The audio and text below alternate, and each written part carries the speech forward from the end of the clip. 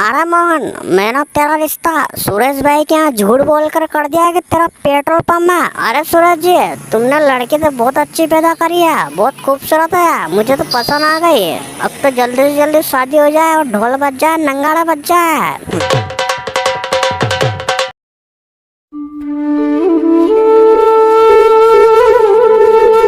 सुंदरपुर एक छोटे से गांव में सुरेश रहता था, जिसने अपनी बेटी का रिश्ता एक पेट्रोल पंप के मालिक से कर लिया था। तभी वो अपनी बेटी से कहता, अरे बेटे सिमा, तुझे पता मैंने तेरा रिश्ता कहाँ करा? जब तू ये जानेगी तो तू बहुत खुश हो जाएगी और झूम झूम के नाचेगी तू। तुझे पता मैंने तेरा रिश्ता पेट्रोल पंप के मालिक से करा, पेट्रोल पंप के मालिक से। समझ गई तू? वो तुझे बहुत खुश रखेगा और हमारा एक फायदा भी हो जाएगा कि अगर तेरा रिश्ता उस पेट्रोल पंप के वहाँ हो गया तो मैं दिन भर मोटरसाइकिल में पेट्रोल भराऊंगा फ्री में, मजा आ जाएगा। चलो, वो तुझे देखने आने वाला है, मैं बाजार में जाकर थोड़ा मुर्गी वुर्गी लेकर आता हूँ। चलो मैं चलता हूँ।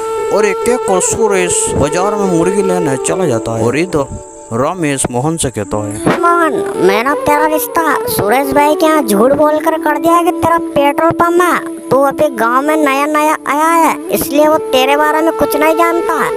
वो मुझसे पूछ रहा था कल कि ये आदमी कौन है जिसने नए कपड़े पहना है, तो मैंने कह दिया कि ये पेट्रोल पंप का मालिक है, ये बहुत बड़ा आदमी है। मैंने तेरी झूठी झूठी तारीफें कर दी और अब तेरा रिश्ते की बात मैंने वहाँ जमा दी रहा। अब इस बहाने से तेरी शादी भी हो जाएगी और मैं पेट्रोल पंप का मालिक भी बन जाऊंगा। मोहन कहता है, अरे रमेश भाई, तुम पेट्रोल पंप के मालिक कैसे बनोगा? मेरी शादी तो वहाँ हो जाएगी, ये बात तो मेरे समझ में आ गई, लेकिन तुम पेट्रोल पंप के मालिक कैसे बन? मुझे ये बात समझ में नहीं आई, थोड़ा मुझे समझा दो। अरे मान, तू क्या समझा करा? तू अभी बच्चा दूध पीता बच्चा, तू मेरी प्लानिंग नहीं जानता। मैंने तेरा रिश्ता सुरेश भाई के यहाँ झूठ बोलकर तो कर दिया है, लेकिन जब तेरी शादी वहाँ हो जाएगी तो मैं उसके सामने शर्तें रखूंगा और उससे कहूँगा कि एक पेट्रोल पंप मेरे नाम करा था, वरना मैं तेरे फेरे नहीं होने दूंगा। फेरे के टाइम तुझे उठा लूंगा। समझ गया ना तो मेरी बात? मोहन कहता है, और रमेश भाई, तुम मुझे एक दिन जरूर मरवाओगा, लेकिन अगर तुम्हारा मैंने साथ दे दिया तो या तो मैं मर भी सकता हूँ या फिर करोड़पति भी बन सकता हूँ। तुम्हारा कोई भरोसा नहीं है। मुझे तो लगता है तुम्हारा साथ देना ही सही है, क्योंकि जिएंगे तो साथ और मरेंगे तो साथ। चलो चलते हैं, रिश्ता देखना। और फिर रमेश और मोहन दोनों सूरज जी के यहाँ आ जाते हैं और सूरज कहता है, अरे आओ रमेश भाई, क्या हाल है तुम्हारे? और गांव में खेती बाड़ी कैसे चल रही है? फसल वसल काटी या नहीं इस साल? क्या वही गेहूं की फसल बो रखी है? रमेश कहता है, अरे सूरज जी, तुमने यहाँ फसल काटने के लिए बुलाया या फिर रिश्ते के लिए बुलाया? फालतू बातें बंद करो और जल्दी से खाना बना उतारो, मुर्गी वुर्गी बनाई या नहीं है, और अपने बेटे को बुलाओ। मैं लड़के को लेकर आ गया हूँ, ये कोई तुम्हारे तरह नंगा फकीर नहीं है, बल्कि करोड़पति है। यहाँ खड़े रहने का भी इसका पैसा लगता है। यहाँ तुम्हारे फालतू बातें सुनने नहीं आए हम। खेती बाड़ी कैसी करी? तुम्हें क्या करना खेती बाड़ी से? तुम क्या यहाँ हमारे खेत में हल चलाओगे क्या? सूरज कहता है, अरे रमेश भाई, तुम तो मेरी बात का बुरा मान गए यार। तुम मेरी बात का बुरा मत मानो। मैं तो मजाक कर रहा था। मैं सोच रहा था नई जवाई से थोड़ा मजाक कर लूँ तो अच्छा रहेगा। सच जी, तुम्हारे के कान के नीचे चिपकाऊंगा मैं। जल्दी से अपनी लड़की को बोला और हमारा टाइम खराब मत करो। सेठ जी को अभी 2 पेट्रोल पंप के वहाँ जाकर ताला खोलना, शटर ऊंचा करना, ये तुम्हारी फालतू बातें नहीं सुनना है। सूरज कहता है, अरे रमेश जी, तुम फिक्र मत करो, तुम अभी यहीं खड़े रहो, मैं अपनी बेटी को बुला के लाता हूँ, ठीक है ना? और एक और सुरेश अपनी बेटी को बुलाने चला जाता है और कहता है, अरे बेटे सिमा, वो लड़के वाले आ गए, पेट्रोल पंप का मालिक है बहुत बड़ा। अब तो बेटे उनके सामने आना और कुछ बोलना मत, क्योंकि अगर तू बोलेगी तो तेरी आवाज पहचान जाएंगे कि तेरी गधे की तरह आवाज है। समझ गई ना? तो इसलिए तुझे चुप रहना है बस। चल अब जल्दी से तू तैयार होके आ जा और मैं उनके पास जाके बातें करता हूँ। और एक को सुरेश वापस उनके पास आ जाता है और कुछ देर बाद सीमा भी वहाँ आ जाती है। तो मोहन कहता है, अरे सूरज जी, तुमने लड़की तो बहुत अच्छी पैदा करी है, बहुत खूबसूरत है, मुझे तो पसंद आ गई। अब तो जल्दी से जल्दी शादी हो जाए और ढोल बज जाए, नंगाड़ा बज जाए। अरे मोहन, तो चुप हो यार, ढोल बजा, नंगाड़ा बजा, चाटा मारो का तारा। लपड़ मार मार के तेरा मुंह सुझा दूंगा। लड़की तो खूबसूरत नजर देख ली थी ना, लेकिन इसके चाल चलन में ठीक है या नहीं, ये मोहल्ले वाला से पूछवाना पड़ेगा मैं। और रमेश भाई, तुम हमारी बेटी पर ऐसा इल्जाम मत लगाओ। हमारी बेटी को मैंने फूलों की तरह पाला है और बहुत इज्जतदार है हम, इज्जतदार। अरे सूरज जी, ये रमेश भाई थोड़ा मजाक करते हैं, इनकी बातों में बताओ। बस अब जल्दी से जल्दी तारीख फिक्स करो कि कब शादी करेंगे हम। मोहन जी, ये करी ना तुमने पक्की बात। अब मेरी बात सुनो, आने वाले अगले महीने की 13 तारीख को सगाई कर देंगे। बोलो क्या बोलते हो? रमेश के साथ। अरे सूरज जी, तुम्हारे एक लपड़ मारूंगा कान के नीचे। मेरा दोस्त को इतना टाइम है क्या सगाई करने का?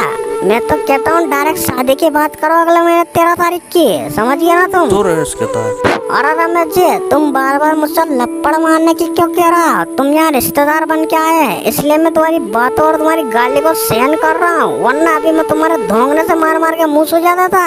मोहन कहता है।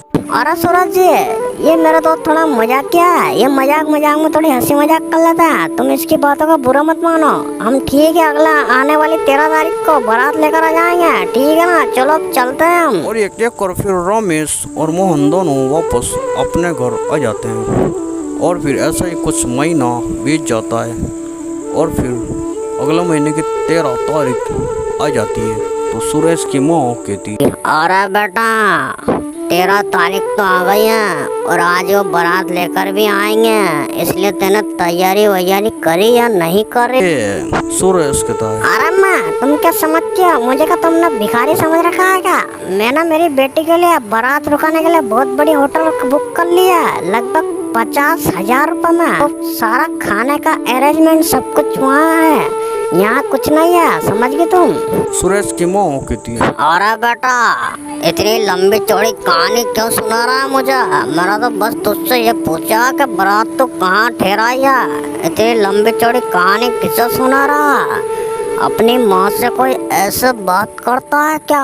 एक लपड़ दूंगा तेरा तो तेरा मुंह तो निकल जाएगा चड्डी मसा। माँ, तो मैंने भी तो वही बताया कि तुम्हें होटल में मैंने बारात रुकाई है। अब तुम फालतू बातें मत करो, होटल में चलने की तैयारी करो, समझ गए तुम? रमेश आ जाता है और कहता है, अरे सूरज जी, तुम कहाँ जाने की तैयारी कर रहे हो? मुझे जरा बताओ तो सही। अरे रमेश भाई, हम होटल में जाने की तैयारी कर रहे हैं और तुम बारात लेकर पहुँच भी गए होटल में, क्या नहीं पहुँचा?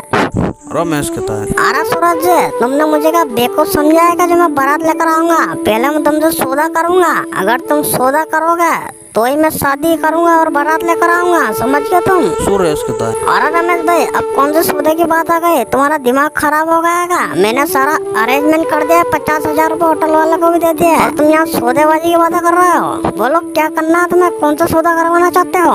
रमेश कहता है। अरे सूरज जी, अगर तुमने मुझे अपना एक पुराना मकान नाम करा दिया तो मैं ये शादी जरूर करूंगा और अपने दोस्त की बारात भी लेकर आऊंगा, और अगर तुमने मेरा प्लाट नाम नहीं कराया तो मैं बारात को कैंसिल कर दूंगा और पूरे गांव में तुम्हारी बेटी की इज्जत उछल जाएगी कि तुमने हमारे यहाँ से रिश्ता तोड़ दिया और बारात आते आते रुक गई। और रमेश जी, तुम ऐसी बातें क्यों कर रहे हो?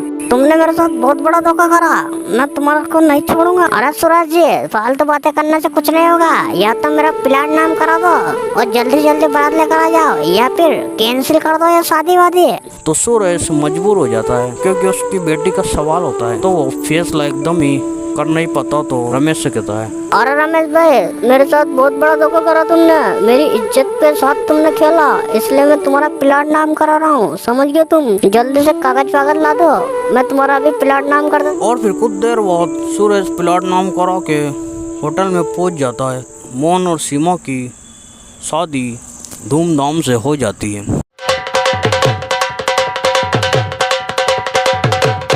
और इस तरह रमेश सुरेश के साथ धोखा करता है। तो हमारी वीडियो से सीख मिलती है कि कभी भी ऐसी धोखेधड़ी से बचे और रिश्ते ऐसी वैसी जगह ना करें। हमारी वीडियो पसंद आए तो चैनल को सब्सक्राइब जरूर करें।